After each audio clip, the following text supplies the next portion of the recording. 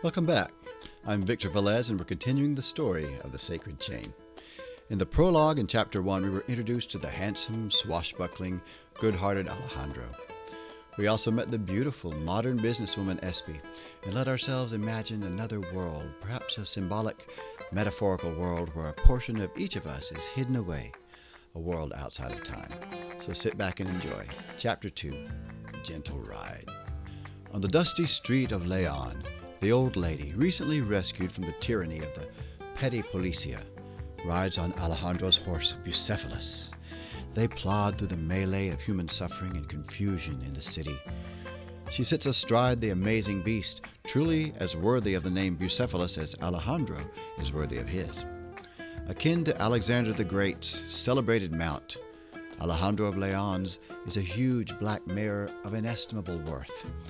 The old woman looms over the old man, her husband, looking a bit frightened, but settled safely like a bag of potatoes on the magnificent creature. The glossy, hulking beauty walks as gently as a pony. She knows she holds an inexperienced horsewoman, to say the least. Bucephalus is a lady, although a terror in battle, glorying in the chase and the hunt, and reveling and gambling wildly with her master over fence and trough. Climbing steep rise and fording swift river, she readily recognizes the need to cushion the ride of the brittle bones that cling to her with no small amount of trepidation. Her husband paces beside her, broad-brimmed sombrero tilted forward to shade the sun from his eyes. His browned feet shuffle along the footpath in worn leather sandals, once white pants reflecting his recent dusty sojourns. Slowly they ascend to higher land, for the tiny town of Leon is nestled amidst many green knolls. The grass is kept short by white and piebald cattle and woolly sheep. They pass rocky formations unique to the region, some of the ancient piles looking half natural, half by design. The architects would have had to have been giants. The frail old man pauses to observe a narrow gorge slowly being sculpted to perfection by an innocuous little arroyo. An elfish, plashing creek laughing and frolicking from the melting snows of the mountains before plunging over the tiny crag into the rocky defile. The countryside around Leon is beautiful. The slight, frail man breathes the fresh midland air and discovers that hope still beats within his aged heart. Alejandro leads his beautiful mare by the bridle, fondling her nose now and again. Eventually, when the tragic comedy of Manuel's abortive humiliation attempt fades a bit, the old man ventures a word to his rescuer. "Gracias, señor. You are too kind." Alejandro, lost in thought, forgets to acknowledge the gratitude. So the grateful peasant continues. "If you'd like to know, our true surname is Fernandez." Rousing from his reverie, the young rescuer takes a deep breath. "Pleased to meet you, Señor y Señora Fernandez. Kindness is something I have received in abundance in my life." Alejandro touches his hat respectfully, a hint of a smile playing about his lips. He returns to his thoughts. Reminiscing. Alejandro calls up the familiar memory of himself as an 8-year-old boy in ragged clothing. He holds a stick vertically in front of his face with as fierce a look as he can summon. The boy stands in front of a large cactus on a little rise 300 meters from his childhood home. The house is tiny but well built, with a large vegetable garden on one side. Facing it, across a dusty drive wide enough for a wagon to circle, is a large barn. Both structures were once painted red, but have since partaken of the colors of the dirt that the wind has been blowing against them and sometimes into them for many years. Dusty little 8-year-old Alejandro wields his stick like a rapier and cries out lustily, "This is our land, the land of milk. We are Chichimeca. You may kill our bodies, but you will not take our fire." His attack is swift, and it catches his vegetative opponent completely off guard. He plunges his stick viciously into the cactus. Suddenly, his quick ears catch a sound and he spins around. 2 peasant women are clambering out of a wagon and bustling towards his house. The driver remains seated. He clicks his tongue and the horses begin to turn and head back to the road. One of the women spies him on the ridge. Alejandro, ay, ay, ay, pobrecito. The other woman joins in her pities and petitions in the Mexican way, as irresistible in old women as it is unendurable in 8-year-old boys. Alejandro turns and stares at the cactus. His stick sword dangles there cryptically. Later he sits at the table in the poor home shack. One of the women places a crispy fried treat in front of him. The room is dark. The shutters are mostly drawn to help keep the home cool and the dust out. The windows are all frozen in their open positions. Few still have all their panes. The table is long enough for a big family, handmade of rough-hewn timbers and worn smooth with time. The boy sits on a bench while the abuelas bustle and fuss around him. There is little furniture in the room. A few chairs, a table, and a bed in one corner, sunken in the middle, where the boy and his father toss themselves upon to sweat through the stifling hot summers. "Eat, Alejandro. It is a treat for you." "Why are you here? Where is my father?" He apprehensively responds, hunkered over his beans and tortillas, eyeing the sugary sopapilla with suspicion. The two women glance at one another. One fumbles with her hands, the other gestures at the child, clutching at her heart, gesturing again. Theatrical old women. It's much easier to assuage our consciences by feigning pity than to actually do something to ameliorate someone's pain. Some cultures have readier forms at this than others.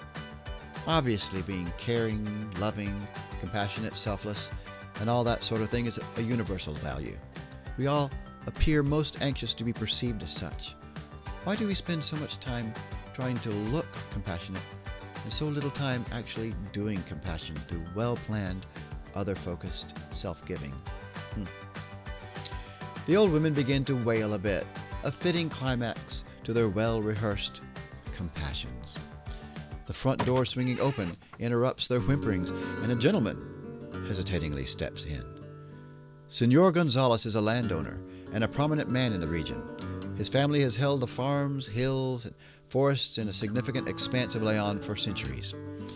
He wears elegant Spanish clothing, looks every bit his old-world colonial nobility, well-bred, mustachioed, donning a richly embroidered coat and matching sombrero, gold chains about his neck and wrist, born to power and privilege, and a good man.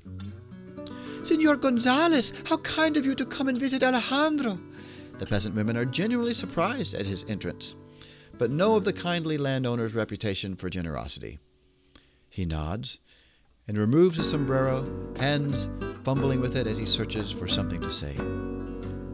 One of the old women recognizes his disquiet and intones, "We have not told him yet." All eyes turn to the boy. "Pobrecito." The women fairly scalp Alejandro, tousling his hair, babying his face. They step up their performance, now that they have such a distinguished audience. The boy gently protests, his respect for his elders being sorely tested in the onslaught to his dignity that their sympathies afford. "Thank you, ladies. You may go back to your familias. I will take care of Alejandro." Senor Gonzalez gracefully advances a step forward. The women stop crying as if on cue. "But senor," one protests, "how will he live? He is just a boy." Gonzalez, not wishing to reveal too much of his plans to the kindly enough but meddling old women, and even more cautious of his words falling upon the ears of the boy in an untimely fashion, hesitates. "I will take care of him, senoras." He holds the door open for the women. They clearly do not want to leave. Something is going to happen that may make for juicy gossip, and they are being forced to depart. Cruel man! Senor Gonzalez stands patiently by the door, nodding and smiling as they finally acquiesce and shuffle out as if unfairly dismissed. He sighs. The smell of fried lard and frijoles permeates the air. The complaining banter of the old women fades as they waddle down the road. When they have gone a fair piece and their talk can no longer be heard, the kindly Don turns and fixes his eyes on the boy. Young Alejandro appears mildly affronted, but he squelches his umbrage. The child sits at the table, uneasily swatting at a meddlesome gnat. "Marina!" Gonzalez calls out to his daughter, who has been waiting outside the door. His voice betrays him, for it is a cry for help. A girl appears in the entryway. She is 12 years old and is wearing a white dress with white gloves. She is very solemn. Alejandro has never seen anything so beautiful, and he wonders if she is an angel. Marina enters the room and stands quietly, hands folded in front of her. Both father and boy watch her, entranced with her maidenliness and delicate serenity. After drawing a little strength from the swelling of his heart at the vision of his lovely daughter, the very image of his beloved deceased wife, the man turns back to the boy. Alejandro feels his gaze. Without taking his eyes off the gracefulness of the girl child, he asks, "Where is my father?" "Alejandro, your father was in a mining accident in Valenciana. You are coming to live with us. You will be like a son to me." Silence. Momentary numbness. Nothing registers. Something about living with Don Gonzalez? What is he saying? This man must be loco, kind, but loco. The young boy's eyes flicker with fierceness and bravado for a moment, then register a numbing sort of shock-born denial. "I don't want to live with you. I will stay here until he comes back." The little boy has become almost prim, without being pretentious. He is as polite to his father's landlord as he would be to any male elder. His dusty hands fold, and a modest smile hospitably graces his face. His big, golden brown eyes are so beautiful. Precious boy. The knowledge goes right over him. It is too horrible, too evil, too much of a distortion of any reality that he can grasp.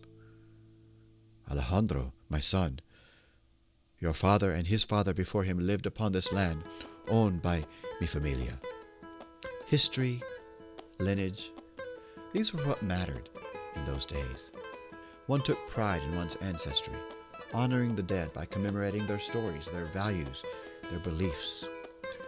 Modern folk may think about their ancestry twice a decade, if at all, once they've served their time as miners. Honor for one's heritage is lost in the narcissistic quest for temporal fulfillment. Your father was like a brother to me when I was young, before I was sent to school to learn to manage this estate." Senor Gonzalez leads to his point in a rational approach. Unfortunately, before him sits a pre-rational, primarily feeling-based child. "I will give you the education your father never had because of his birth." Finally beginning to understand what this strange man has come to tell him, standing in hand-embroidered clothing with hand-tooled leather trappings and scented oil on his mustache, Alejandro feels a surge of anger flooding his body, making him bold. "I am a Chichimeca, not a Spaniard." The old wounds from the boy's own history and lineage flame and bleed. "I will not live with the ones who stole our land." The elegant landowner is unused to such emotion, such romance from a peasant. Barely stemming a chuckle, he returns, "Alejandro, that was 200 years ago, and your father was not Chichimeca." "My mother was. She told me the story before she died."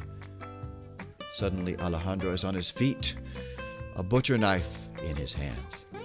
The kindly noble watches him in compassion as the rage of his father's death begins to work through the raw wounds of historical offense and personal loss. The good-hearted Don nods and steps back, turning his eyes from the boy to let him fight with his own demons in relative privacy. The child is screaming now, "You will not steal my home. When my father comes, we will fight for our land." "Alejandro, ay, hijo." Senor Gonzalez shakes his head and paces, eyes on his alligator skin boots.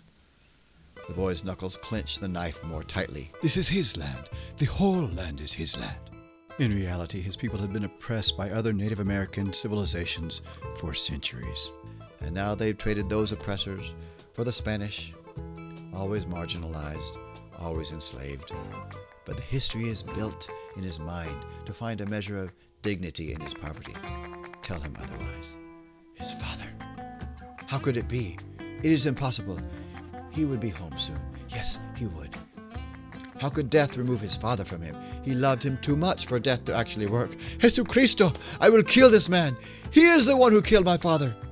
The boy suddenly remembers his deceased mother. He does not know why. But it is a delicate fragrance worn by the little girl who has silently moved close to him. He does not see her through his tear-filled eyes. Her white-gloved hand takes the knife so gently out of Alejandro's and places it on the table. Marina stands in front of the trembling child. Her face is as intense as his, but with love. Your father has died, Alejandro. You are my little brother now. Alejandro looks up into the eyes of the girl. He feels suddenly small and vulnerable. His chin quivers. Marina Gonzalez pulls him to her and holds him. Senor Gonzalez looks on. He has acquired a son. Chapter 3. A Woman. Alejandro comes swirling back to the present. He leaves Bucephalus with the old woman in the saddle upon her and her aged husband, Senor Fernandez, following. They have arrived at the Gonzalez colonial mansion grounds. It is afternoon. The day is mellowing. Orange and peach hues are just beginning to hint at a sleepy Mexican sunset. Alejandro pauses to breathe deeply. This has been his home since that fateful day so long ago, when Marina Gonzalez and her father had led him here. She had never let go of his hand on the long carriage ride, while her father pointed out landmarks and let fall scraps of history associated with the landscape to ease the silence. It has become a second home to him, rich with familial love and rosy-fingered memory. He looks up and feasts his eyes upon the goddess who approaches them, Marina Gonzalez. She wears a white dress. Her hair is long and black, glistening like liquid midnight. Her figure is lovely, classic lines. Señorita Gonzalez's face has not lost any of its intensity or childlike beauty, but her smile is more ready now than when she was a girl, especially when beaming her love upon someone, which is nearly all of the time for everyone, but particularly for Alejandro nowadays. In her arms she carries a peasant's chubby-cheeked baby. Her white-columned mansion rests upon the greeny-blue lawn. It stands 4 or 5 stories, sprawling elegantly. It has no taint of a fortress feel to it, but rather invites and welcomes travelers' eyes with friendly fires, spacious rooms, and cool colonnades. It has massive, fluted Corinthian columns in the fore, is many-gabled, roofed in black slate, and seems rather more suited to an English countryside than in old Mexico. The stables are well appointed, the gardens a delightful potpourri of wild and cultivated, native flower and delicate rose. The whole of the mansion grounds is a tangible emanation of Marina's hospitality. The surroundings are high in altitude and none too level, making them better suited for animals than crops, cattle, sheep, goats, and pigs.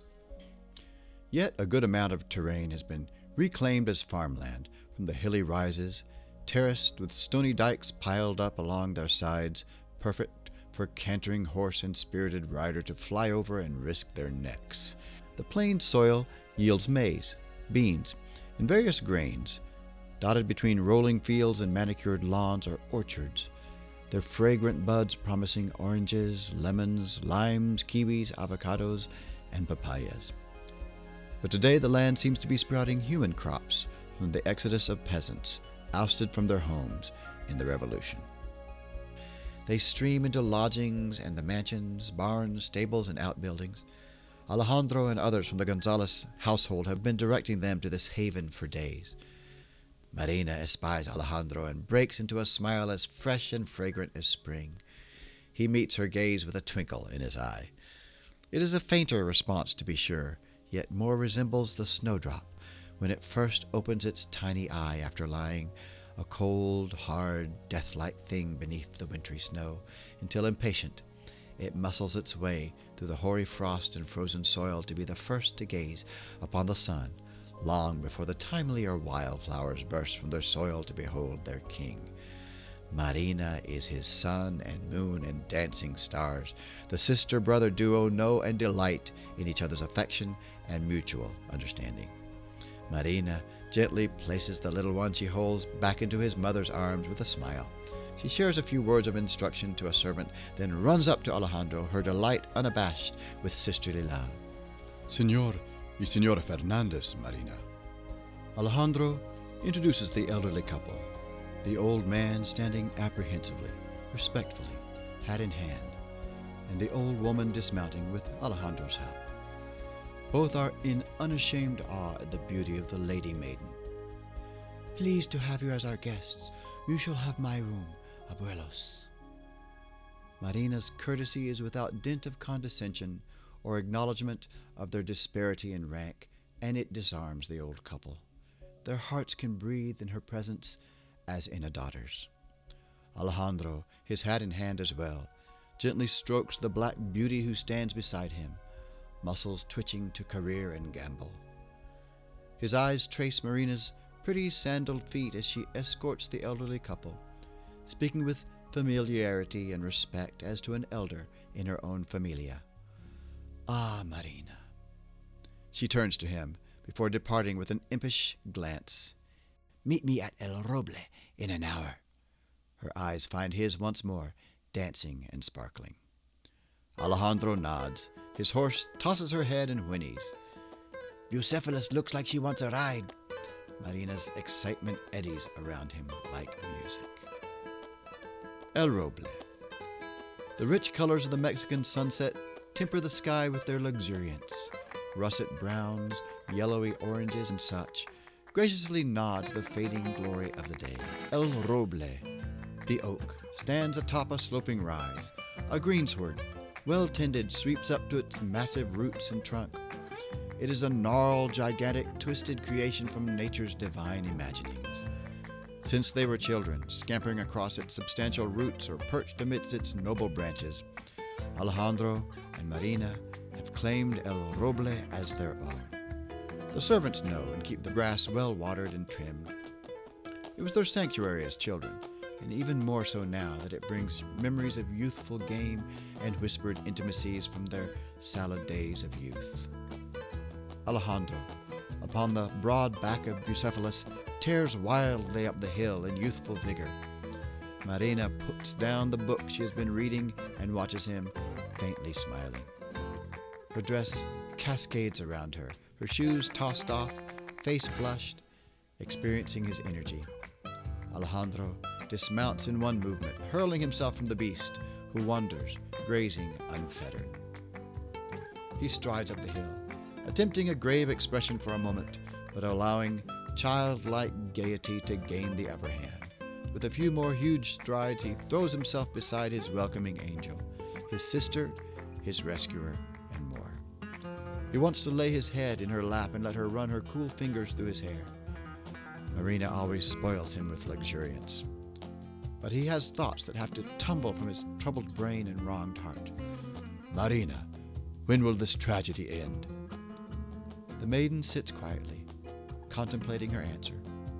She must be truthful, but she must temper that truth as best she can to cool the young man's blood beside her.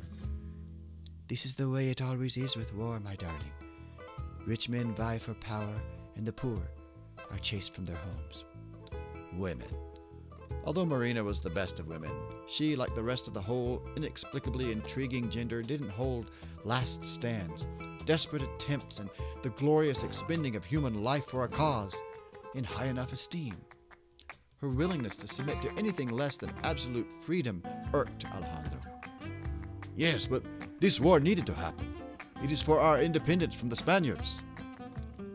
I am a Spaniard, Alejandro. Infuriating girl. But you and your familia are different. You care for the people. It is not the first time the cognitive dissonance of that fact rubs the blister of Alejandro's ancestral grudge.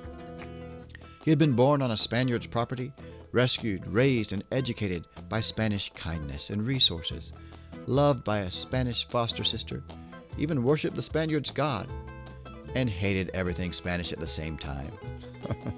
Such is life. It has a way of forcing us both to stand alongside its sunbeams, transforming dusty moats floating airily in secret causeways into a paradise, and be washed in its powerful radiance at the same time. Our inability to resist its inexorable lessening is fairly amusing, though we usually resist both the joke and the proffered lesson admirably, or rather pitiably. Come here, little brother. Marina's beckoning arms, fragrant dress, and gentle caresses carried too much promise of comfort and delight for Alejandro to remain brooding in his revolutionary ambitions for the moment. He stretches out beside her and lays his head in her lap. Marina caresses his face, and his eyes close as he basks in the warmth of her touch. The lovely lady smiles, like a mother for her child, for it is the 8-year-old orphan boy whom she caresses. Something magical happened to her on the day of their meeting that changed her forever. The evening lazes away a bit. The sunset fades from hazy yellows to smoky purples, and Alejandro's heart cools along with it. Marina's fingers whisper little knowings and revealings into the young man's fevered brain, knowings only a woman's love can generate. I wonder, do those eternal forms crouched in perhaps endless rows of contemplative gods and goddesses make strategies, or perhaps we should say schemes, for their earthbound counterparts to play out?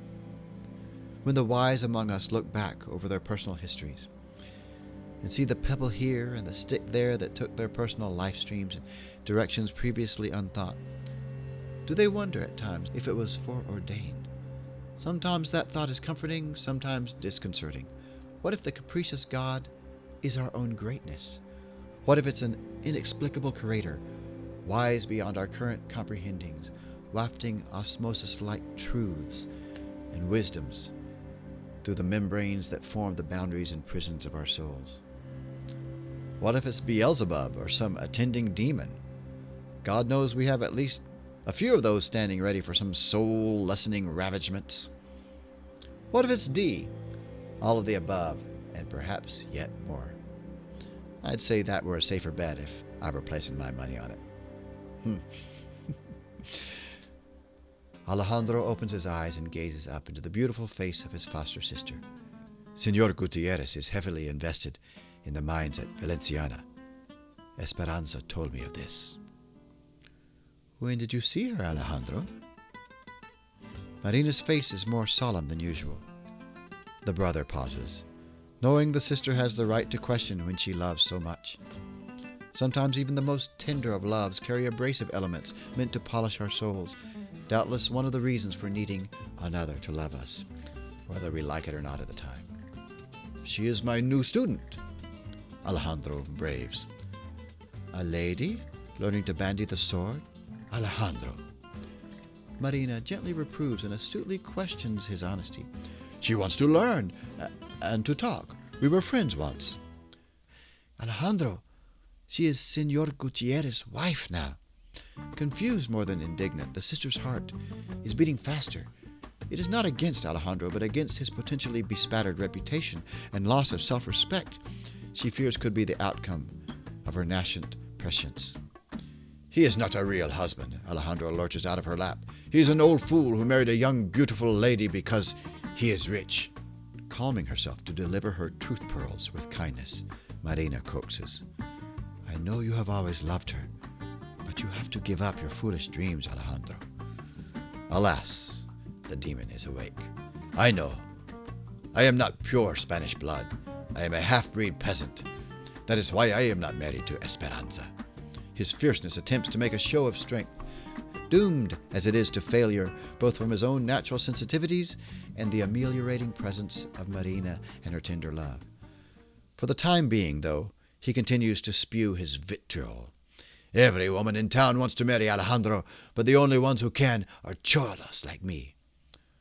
Almost crying aloud for pure pity, Marina intones, If you weren't my little brother, I would marry you, mi hijito. A moment of silence follows, the better for truer communication in most instances. Her love is too great for him, and he feels it conquering him, anger and all, with her gentle, fierce woman's heart. You are the only woman who is too good for me. Marina. Alejandro is being serious. He is not aware of his pride. He has good reason to make such a statement. He has been sought after and adored by women for so long he takes it for granted, almost as the rest of us take our remarkable ability to extract oxygen from the air. As a matter of course. Marina smiles. Her humor subjugates her compassion. You are an arrogant idiota. Jumping to her pretty bare feet, Marina shoves Alejandro down and sprints towards Bucephalus to mount her. No, Marina, she will kill you. She will not let anyone ride her but me. You know this. Anyone but me. I give her sugar every morning. Marina mounts the glistening midnight and gallops round the tree. Traitor! You have stolen my lady's heart with sweets. Alejandro chases them vainly, laughing boyishly. You have to stop seeing Esperanza, you foolish boy. Okay, will you give me back my horse? Marina laughs and rides off, long black hair streaming behind her. A break from the action. Readers are probably as predictable as writers. All writers were readers ad nauseum until they finally got arrogant enough to think they had something to say that could ennoble the masses should they ever find a publisher who could recognize their genius, and insane enough to have their natural lethargy overrun by some little goading imp of productivity. I know what you're thinking. Marina loves Alejandro. He needs her, but he can't see it. He thinks he wants to make a name for himself in the world, accrue glory and all that rot, but what he really needs is the love of a woman like her. Hold on to your horses, partner, even if you end up guessing rightly, and I'm not committing myself in the least. It'll be so much more beautiful and real when, and if, it finally unfolds. Any one particular story is like all other stories. Our personal histories and the histories of humanity are made up of symbolic retellings of barren facts. We make sense of those facts by telling a story. Are our stories true? Who truly knows? Therapists tell us we can reshape our futures by retelling our personal histories, creating a new story.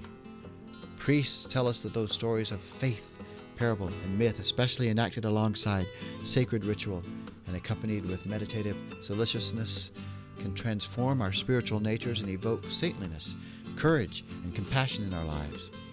Philosophers, historians, scientists, and the priests of the post-Enlightenment Western materialist worldview reshape society around new stories to replace old ones.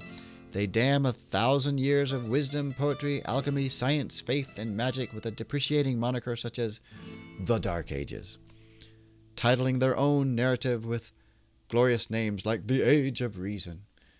They naturally never anticipated postmodernity coming along a couple hundred years later, debunking and deconstructing their own myths, unfounded assumptions, cultural blind spots, and neo-religious belief systems. For every generation considers its own paradigms as the evolutionary apex of the ages.